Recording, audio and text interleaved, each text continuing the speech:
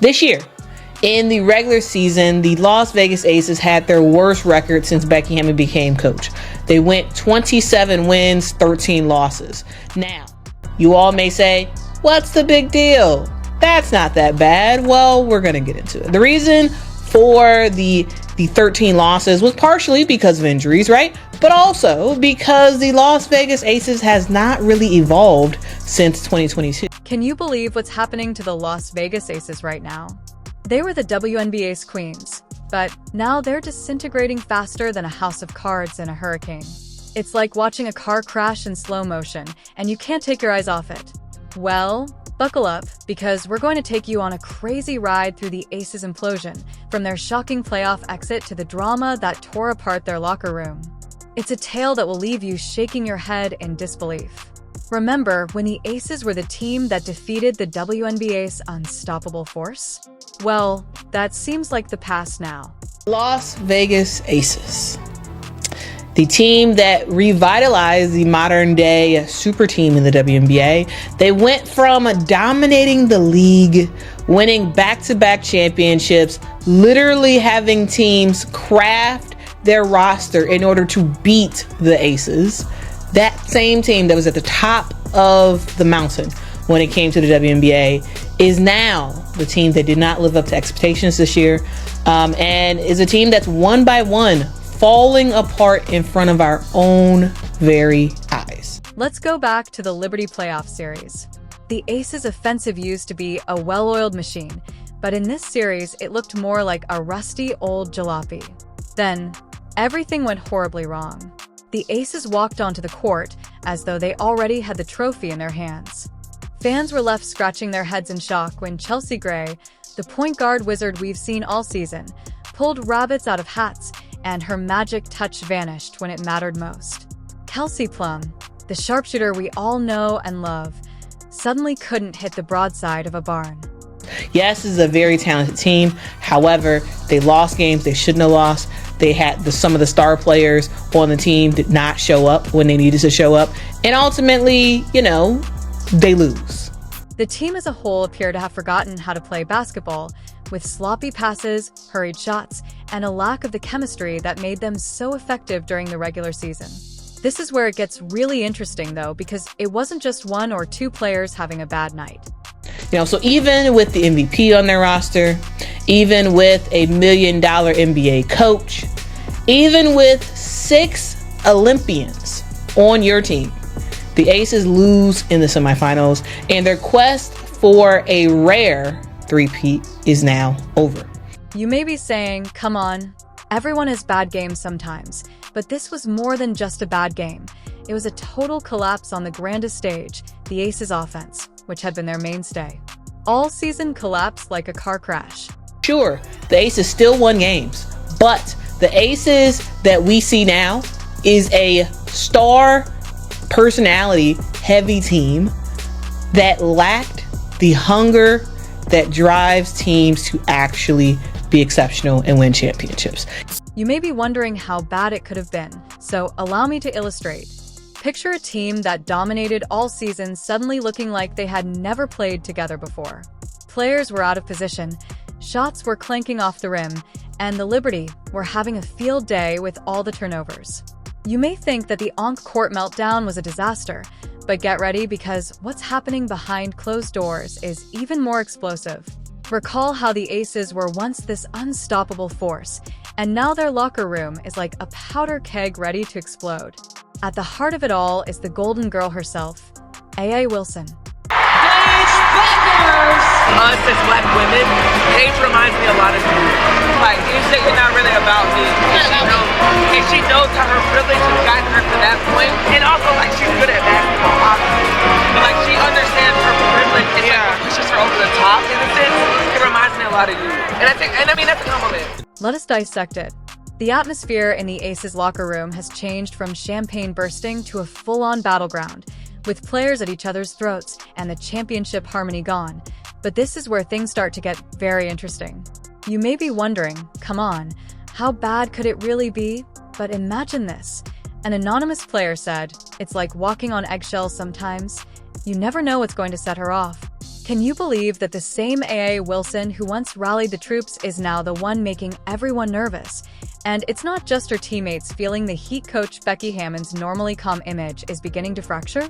And this is why three-peating is hard. Let's be real. Like, the whole league has been pissed off for the last 8 months, and my players are in commercials and this and that and being freaking celebrities, and you get distracted.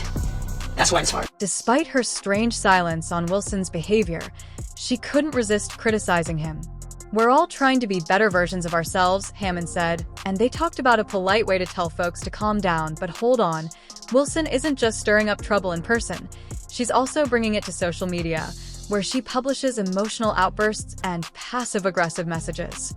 Fans and commentators are beginning to question if she is truly qualified to guide the team through this issue. And just when you thought things couldn't get much worse for the Aces, Becky Hammond dropped the bombshell. I personally haven't loved the way that Becky has conducted herself this season. There has been multiple things that have made me think about her maybe a little bit differently than I did in the past, and maybe it was because I hadn't seen as much from her as I did this season. But this interview to me was very telling. She publicly criticized her players for prioritizing their Instagram likes over their jump shots. That's not just a tough coach. That's a coach who has lost control of her team. If you thought the player drama was bad, get ready because the Aces front office has completely collapsed. Remember when this team was the league's envy? Now they're fighting to keep the lights on. Let's break it down. General manager Natalie Williams has fired her top assistants, and they have all left. On Saturday, October the 26th, the Las Vegas Aces announced that general manager Natalie Williams will not be returning to the team as part of a restructuring of the front office. Things are coming apart so fast that you might be wondering who is left to make the important decisions. It's like watching Rap escape a sinking ship, and the Aces are absorbing water swiftly. With free agency quickly approaching and the AC front desk as empty as a Vegas casino at sunrise, there is no one left to make decisions, which is a major issue. So it's a lot of question marks, and I really do think that there's a whole sea change for the Las Vegas Aces that has started already, is going to continue to come. We're going to see players leaving this team. We're going to see more, at least probably one more coach leave the team, and so hey, they had their heyday already, and now their heyday is up. However, this is where things start to get really interesting. Coach Becky Hamilton is considering a Cheryl Reeve-style takeover and is considering combining her roles as general manager and coach.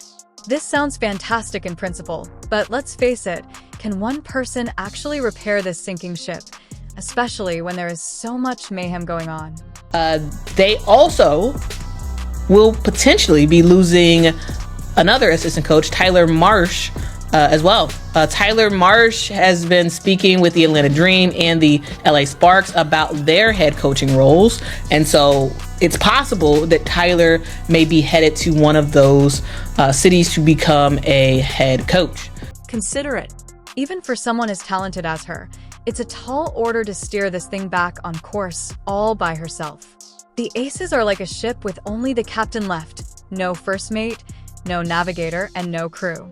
And let's not forget that this is happening at the worst possible time. The team is disintegrating on the court, players are trying to bail, and now there's no one upstairs to keep things together. It's a perfect storm of disaster for the Aces. So the first domino that fell was on October the 10th when Natalie Nakase, who has been with the team during their championship runs, she decided to leave her assistant coach role with the Aces and become the new Golden State Valkyries head coach. You may be thinking, surely they can just hire new people, but it's not that easy. Nobody wants to join a sinking ship, and getting top talent to fill these positions will be extremely difficult. We're talking serious accusations here, and it's not just about losing games anymore. The Aces are facing a pregnancy discrimination lawsuit from player Dapami, who claims she was harassed and bullied because she was pregnant. Just when you thought they couldn't get any worse, they've managed to dig themselves an even deeper hole. The team, endured some scandal a bit, right? And they had a lawsuit from a former player, De'Erica Hamby, when she filed a lawsuit alleging discrimination and retaliation. And in the lawsuit itself, She named GM Natalie Williams by name. That's absolutely surprising. Not just awful. The WNBA is not just watching this happen. They've stated that it was a breach of workplace etiquette, and as if that weren't bad enough, the Aces have lost a first-round pick in the 2025 draft. You may be thinking, surely that's the worst of it, but you're mistaken. The WNBA is now looking into the Aces for possible salary cap violations. Partially the reason why the Las Vegas Aces will not have a draft pick in the 2025 WNBA draft. The reason why is because they got their draft pick stripped from them because they were trying to circumvent the salary cap and was caught by the WNBA. Let's break it down. If the Aces are found guilty of these salary cap violations, it could be a disaster. We've seen this happen in other sports leagues before, and it never ends well.